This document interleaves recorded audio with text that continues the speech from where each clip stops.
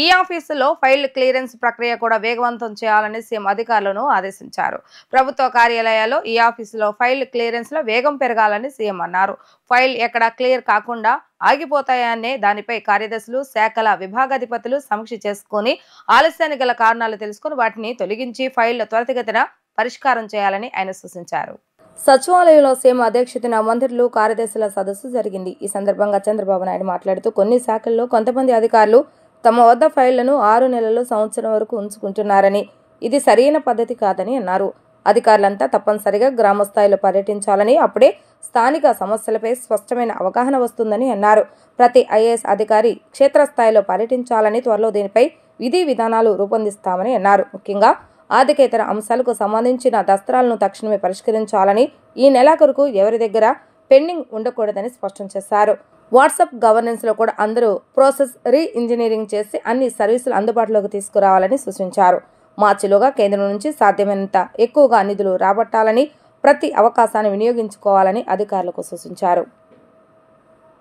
Swarnandhra Pradesh document ప్రకారం అన్ని department clarity ఇచ్చాం. 5 years క్లారిటీ ఇస్తున్నాం. ఈ ఇయర్ క్లారిటీ వచ్చింది. మీరు ఒక స్పష్టమైన నిర్దిష్టమైన టార్గెట్స్ తో ముందుకు పోవాల్సిన అవసరం ఉంది. ఇవన్నీ రావాలంటే మీరందరికి కూడా కొంచెం ఫీల్డ్ ఎక్స్పీరియన్స్ కూడా ఉండాలి, ఫీడ్బ్యాక్ కూడా ఉండాలి. అప్పుడప్పుడు ఫీల్డ్కి పోతే చాలా వరకు ఒక ఇన్ఫర్మేషన్ వస్తుంది. అందుకే నేను ఒకటి ప్రపోజ్ చేస్తున్నా.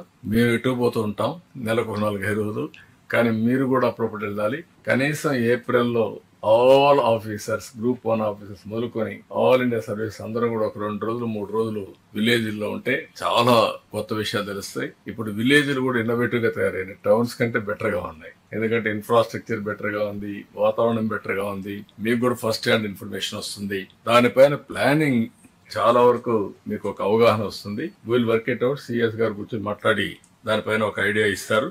రెండోది 31st లోపల, మార్చి లోపల గవర్నమెంట్ ఆఫ్ ఇండియాలో ఎంత డబ్బులు సంపాదించుకోగలుగుతామో మనం వర్కౌట్ చేయండి.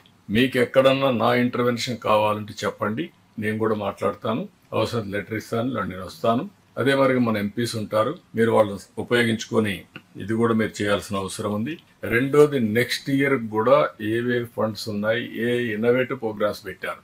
మనం ఏదే విధంగా అయితే స్వర్ణాంధ్రప్రదేశ్ పెట్టుకున్నామో వాళ్ళు వికసిత్ భారత్ పెట్టుకున్నారు. దానికి కూడా ఫండ్స్ అన్ని కూడా ఆర్డర్ ఆఫ్ ప్రియారిటీ, ఒక ఆర్టిఫిషియల్ ఇంటెలిజెన్స్ హబ్ అని, అదే మరి సెంటర్స్ ని ఇవన్నీ పెట్టే పరిస్థితి వచ్చారు. అవి కూడా మనం ఎంతవరకు సంపాదించుకోగలుగుతాం దాన్ని సంపాదించుకోవాల్సిన అవసరం ఉంది.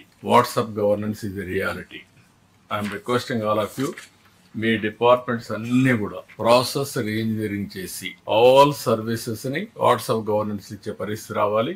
దీనివల్ల చాలా వరకు మన సమస్యలన్నీ పరిష్కారం అవుతాయి. ఇంకొక పక్కన మీరు చూస్తే ఎలక్షన్ మేనిఫెస్టో కూడా నాన్ ఫైనాన్షియల్ అన్ని మీరు చేసేయాలి. ఒకవేళ కేబినెట్ గవర్నమెంట్ తీసుకొస్తారు, అందరం కూడా ఎలక్షన్ మేనిఫెస్టో మేజర్ ఇష్యూస్ ఏవైతే ఉన్నాయో అవి మేము కన్సర్న్ గా పెట్టుకొని ఎప్పుడప్పుడు ఫండ్స్ రిలీజ్ చేయాలి చేస్తాం.